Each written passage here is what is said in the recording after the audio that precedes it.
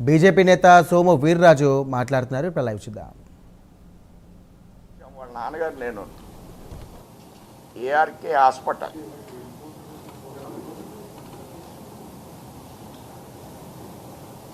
కౌగులింత చూడండి. వాళ్ళ నాన్నగారితో నేను మా కాంటెంపరీ ఆయన నాగేశ్వరరావు గారు అవండి,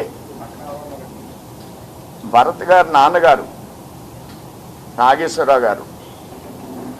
ఆయనకి 98లో గిరిజాల వెంకటస్వామి నాయుడు పోటీ చేసినప్పుడు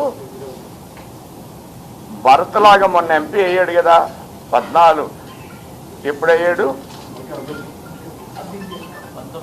1924లో అయ్యాడు కదా. అది 98లోనే వారిని నేను చేయాలని ప్రయత్నం చేశాను. కానీ పార్టీ గిరిజాలని ఆలోచించి వారింటికి కూడా వెళ్ళాను, కొత్తవాడిని పెట్టాలని. ఆయనకి మాకు అంత అనుబంధం, ఆ కుటుంబానికి మనకి. దానిలో పిల్లలు ఆయన నాకు కొడుకు లాంటోడే, భరత్ మా అబ్బాయి లాంటోడే. పిల్లలు అబద్ధాలు చెప్తున్నారు అనుకోండి, ఏమంటాం, అరే బాబు అబద్ధాలు చెప్పకు, నిజాలు చెప్పడం నేర్చుకో రాజకీయాల్లో. నేను ఎప్పుడు ఏమంటున్నాను, దాని మీదకి ఎక్కి మీకు అందరికీ చూపించినప్పుడల్లా అదే అతనికి సంబంధం లేదు,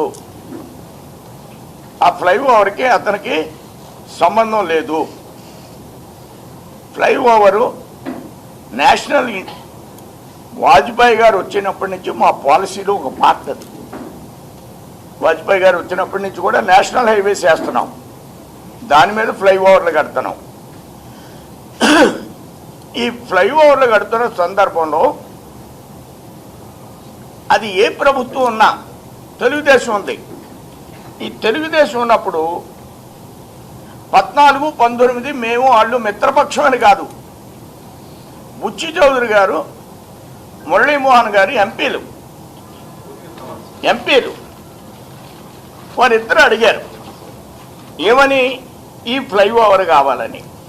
ఇది చూడండి మీటింగ్, ఇది ఫ్లైఓవర్ మీటింగ్ 5th మే 2017. ఏమండి, ఇప్పుడు నా మొహం కనపడకపోయినా పర్వాలేదు, ఇందులో భరతబాబు కనిపించాడా? 5th మే 2017. 2017లో ఈ బాబు ఇక్కడ ఉన్నాడు చూడండి, ఎక్కడున్నాడు, చిన్న బాబు, భరతబాబు. నేను రోజు చెప్తున్నానా ఆయన సంబంధం లేదా, వాళ్ళిద్దరు అడిగారని.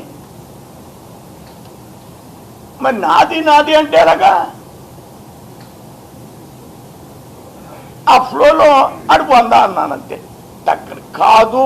ఇది ఈ మీటింగ్లో ఎక్కడున్నాడు భరతబాబు,